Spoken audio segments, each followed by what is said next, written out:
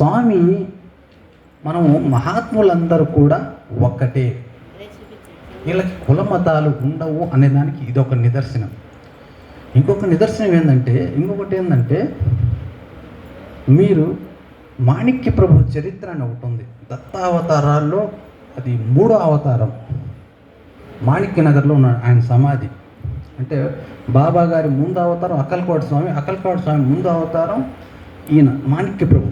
ఆయన చరిత్ర చదివితే మీరు ఆయనను కూడా ఆయన చరిత్రలు చెప్తారండి. ఆయనకి ఏంటంటే ఈయననే ఈ మాణిక్య ప్రభువునే పీరాన్ పీర్ దస్తగీర్ అనే పేరుతోటి పిలుస్తారు ముస్లిమ్స్. పీరాన్ పీర్ దస్తగీర్ ఆయనని మహబూబ్ సుబాని యొక్క మరో రూపంగా చూస్తారు ఎవరు? ముస్లిమ్స్. ఆ మాణిక్య ప్రభు జరిగేటువంటి కార్యక్రమాలు 2 ప్రధాన కార్యక్రమాలు 2-3 ఉన్నాయి. ఒకటి దత్త జయంతి, రెండవది ఈ ముస్లిం సాంప్రదాయం ప్రకారము ఇది గంధోత్సవం జరుగుతుంది. మహబూబ్ సుబాని పుట్టినరోజు చేస్తారు గంధోత్సవం. ఆ గంధోత్సవం కూడా అక్కడ జరుగుతుంది. ఈ 2 ప్రధానమైన పండుగలు. మాణిక్యనగర్లో మాణిక్య ప్రభు స్వయంగా ముస్లిమ్స్ ఆరాధించడానికి ఒక దర్గా లాంటిది, ఆయన కొన్ని వస్తువులు పెట్టి దర్గా లాంటిది కట్టించారండి మాణిక్య ప్రభు. ఎందుకు కట్టించారంటే ముస్లిం సాంప్రదాయం ప్రకారం వచ్చి ఇక్కడ ఈయన సమాధిని ఆరాధించడానికి ఇబ్బందిగా ఉంటుంది కాబట్టి వారి సాంప్రదాయం ప్రకారం ఆరాధించుకోవడానికి మాణిక్య ప్రభువే స్వయంగా అక్కడ ఒక దర్గా కట్టించారు. మీరు మాణిక్య నగర్కి వెళ్తే తెలుస్తుంది మీకు. నేను వెళ్ళాను కాబట్టి చెప్తున్నా. ఇదంతా కరెక్ట్ 1 కిలోమీటర్ల దూరంలో ఉంటుంది, నడుచుకుంటూ వెళ్ళొచ్చు. అక్కడ ఆయన కట్టించిన దర్గా ఉంది, మహబూబ్ సుబాని దర్గా. అది మాణిక్య ప్రభు చరిత్రలో ఇంకొక మాట వస్తుంది. ఏంటంటే దత్తాత్రేయుడి చరిత్రలు ఇటు మహబూబ్ సుబాని యొక్క చరిత్రలు ఈ సంఘటనలు 2 చూస్తే 2 ఒకే విధంగా ఉంటాయంట. 2 ఒకే విధంగా. వీళ్ళ ముస్లింలో మహబూబ్ సుబాని ఎట్లాగైతే అంటున్నారో వీళ్ళు హిందువులు ఈయన్ని మాణిక్య ప్రభు దత్తావతారం అన్నట్టు మాణిక్య ప్రభుగా చెప్పుకుంటారు.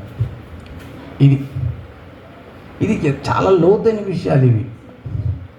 అందుకే మాస్టర్ గారు సాయిబాబా చరిత్రలో ఒక వాక్యం రాస్తారు. ఏం రాస్తారంటే మహాత్ములందరిలో ఏదైతే మహనీయ తత్వం ఉంటుందో ఆ మహనీయ తత్వాన్ని హిందువులు దత్తాత్రేయుడు అన్నారు, ముస్లింలు మహబూబ్ సుబాని అన్నారు, బౌద్ధ మతం వాళ్ళు బుద్ధుడు అన్నారు. కరెక్ట్గా అర్థం చేసుకోవాలి. ఇందులో ఏ మతం అన్నా కానీ, అంటే అన్ని మతాల్లో ఉన్న మహాత్ములందరిలో, ఈ మతం ఆ మతం కాదు, అందరి మహాత్ములు, అన్ని మతాల్లో ఉన్నటువంటి మహాత్ములలో ఏదైతే శక్తి ఉంటుందో ఆ శక్తియే దత్తాత్రేయుడు, మహబూబ్ సుబాని, లేక ఇంకొకటి ఏమన్నారు, బౌద్ధ మతం వాళ్ళు బుద్ధుడు అన్నారు. మీకు క్లియర్గా అర్థం కావాలంటే మనము ఈ పూలమాల వేసాం. ఈ పూలమాల చూసాం కదా. ఈ పూలమాలలో ఎల్లో కలర్ పూలు, పచ్చని పూలు ఉన్నాయి, ఎర్ర పూలు ఉన్నాయి, ఇట్లాగా గ్రీన్ కలర్లో ఆకుపచ్చల ఆకులు ఇవన్నీ ఉన్నాయి.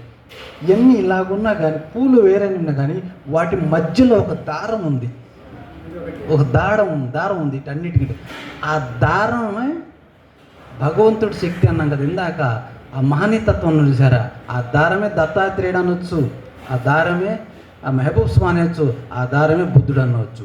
పైన పూలు వేరుగా ఉన్నా కానీ, రకాలు ఉన్నా కానీ వారందరినీ నడిపించేటువంటి శక్తి మాత్రం ఒక్కటే. అది మాస్టర్. ఎవరైనా సరే, ఏ మతంలో అయినా సరే, ఒక వ్యక్తి ఆధ్యాత్మికంగా ఎదుగుతున్నాడు అంటే దైవపరంగా దైవ మార్గంలో వస్తున్నాడు అంటే ఆ శక్తి యొక్క హస్తం ఉంటుంది వెనకాల. ఇది ఆ శక్తి యొక్క హస్తం ఉంటుంది. ఇది గుర్తించడమే. అంటే గురువులు వేరుగా అనిపించినా కానీ, ఇప్పుడు తల్లులు ఉంటారు, మీ తల్లి వేరు, నా తల్లి వేరు, ఇంకొకటి తల్లి వేరు, అందరి తల్లులు వేరు. కానీ అందరి తల్లుల మధ్య ఉన్నటువంటి ఆ ప్రేమతత్వం, బిడ్డల మీద ఉన్నటువంటి మమకారం, బిడ్డల మీద ఉన్నటువంటి ప్రేమ చూసారా, అది మాత్రం ఒకే విధంగా ఉంటుంది. నా తల్లి నన్ను ఎలాగ చూసుకుంటుందో మీ తల్లి మిమ్మల్ని అలాగే చూస్తుంది.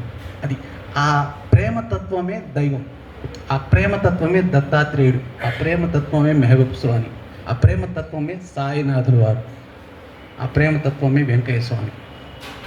ఇది మనం గుర్తుపెట్టుకొని, ఇది జాగ్రత్తగా గుర్తుపెట్టుకోవాలి, అర్థం చేసుకోవాలి. ఇది అర్థం చేసుకుంటే మన యొక్క ఆధ్యాత్మిక జీవితం ఇంకొంచెం సులువు అవుతుంది. అనవసరమైనటువంటి డిస్టర్బెన్సెస్, అనవసరమైనటువంటి ఆలోచనలు దూరం అవుతాయి, సరైన మార్గంలోకి వస్తాం. మరికొన్ని విషయాలు వచ్చే ఆదివారం తెలుసుకుందాం. శ్రీ సచ్చిదానంద సద్గురు సాయినాథ్ మహారాజ్ కీ జై, భగవాన్ వెంకయ్య స్వామి మహారాజ్ కీ జై, సద్గురు భరద్వాజ్ మహారాజ్ కీ జై. ఇందావేనండి, ఒకవేళ వెళ్ళేవాళ్ళు, దర్శనం చేసుకునే వాళ్ళు ఎవరైనా ఉంటే రేపు సోమవారము ఆయన ఆరాధన జరుగుతుంది, 12వ తేదీ.